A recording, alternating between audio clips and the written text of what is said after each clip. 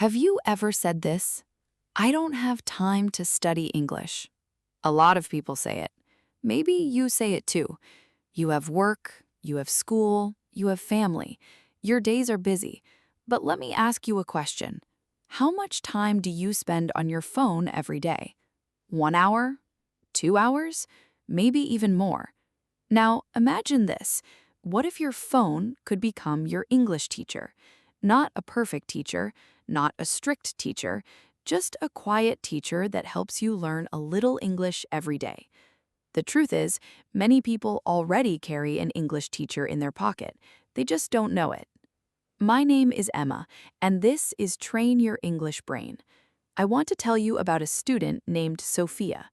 Sofia wanted to improve her English for years.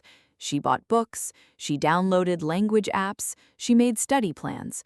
But every few months, she said the same thing. I started again, and then I stopped. One day, I asked her a simple question. What language is your phone in? She looked at me and laughed. My native language, of course. Then I asked another question. What language are your apps in? Your news, your social media, your videos? She opened her phone and looked. Everything was in her native language. Everything. I smiled and said, then your phone is teaching you the language you already know. She became very quiet because it was true. Every day she spent hours on her phone, but almost none of that time helped her English. So I gave her a challenge. I said, for 1 month, turn your phone into an English teacher. She asked, how? The first step was very simple. Change your phone language to English. At first, she didn't want to do it. What if I can't understand something? She asked. What if I get lost? I understood. Changing your phone language feels uncomfortable at first, but learning often begins with a little discomfort. So she tried it, and after a few days, something interesting happened. She started learning words naturally. Battery, settings, delete, password, update, download, search, notification. She saw these words every day, again and again. She didn't study them, she didn't make flashcards, she simply lived with them, and slowly her brain remembered them. This is important. Your brain learns very well through repetition. When you see the same word many times, it starts to feel familiar, and familiar words become easier to remember. Then I gave Sofia the second challenge. Change your apps. I didn't tell her to delete everything. I didn't tell her to study all day. I simply said, add more English to your digital life. Follow one English YouTube channel. Listen to one English podcast. Read short news in English. Follow a few social media pages in English. Watch videos with English subtitles. Little by little, English started appearing everywhere. A short video, a new word, a funny sentence, an interesting idea. Every time she opened her phone, she met English again, and something began to change. English stopped feeling like a school subject. It started feeling like part of her normal life. That is a very important difference. Many people think they need more study time, but often they simply need more English around them, more English in small moments. 5 minutes while waiting for a bus, 3 minutes before bed, a short podcast while making coffee, a quick video during lunch. Small moments may not seem important, but small moments happen every day, and daily practice is powerful.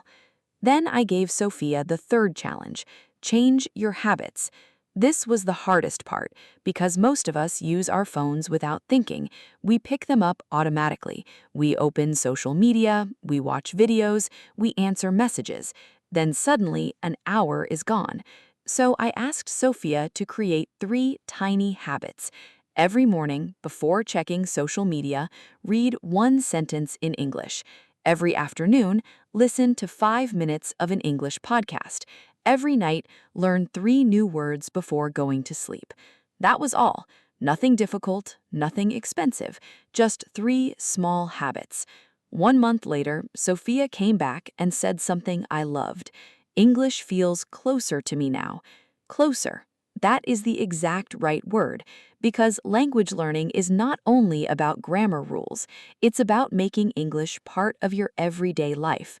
When English only lives inside a textbook, it feels far away. When English only appears during class, it feels difficult. But when English is on your phone, in your videos, in your messages, and in your daily routine, it starts to feel normal. And when something feels normal, your brain becomes more comfortable with it.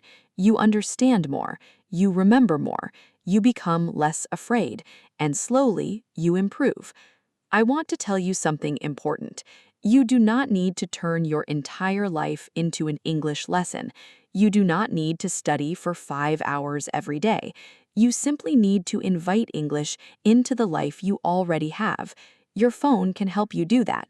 Think about it. You probably check your phone many times every day. What if every time you picked it up, you saw a little English?